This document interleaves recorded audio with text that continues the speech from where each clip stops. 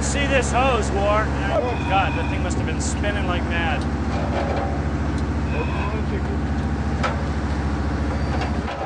Keep it coming. Okay. That's just a mess. Happy to see you up here, I can tell you that.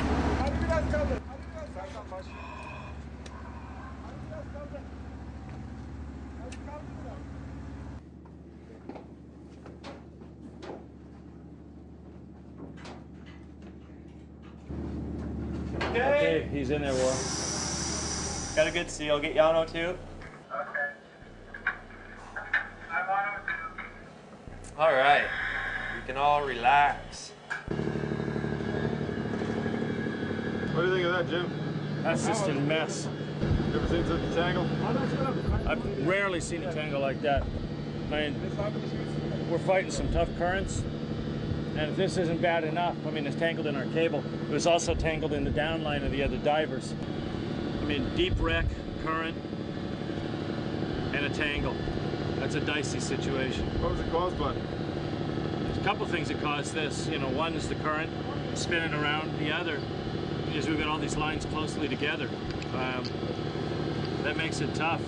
You know, you've got, you know, small space. You've got 3 lines, and you know, you got the 4th with the anchor line actually. So trying to avoid all of those, particularly with this thing moving in the current and swinging like it was. It looked fine for the first bit. I mean, as it started going down, the camera showed it was clear. 60 meters, it was great.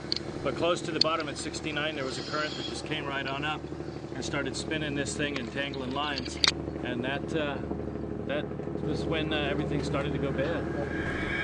Whenever we run a sturdy O2 on the Canadian tables, it's always at 40 feet on pure oxygen.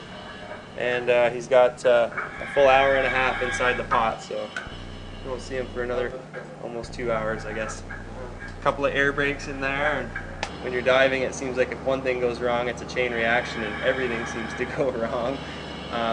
Luckily, everything worked itself out on this dive, and really it was a textbook dive, even though we had all these problems. We didn't, it didn't affect his decompression in any way. He didn't miss any of his decompression stops. He got to every stop exactly when he was supposed to. He got in the chamber with lots of extra time. He wasn't late on his surface interval or anything like that, which I was a little worried about, seeing that mess of his hose. So everything couldn't have worked out better. Wasn't perfect, but as far as the dive goes, it was a textbook dive. So somebody's looking out for the Fletchers today, I can tell you that.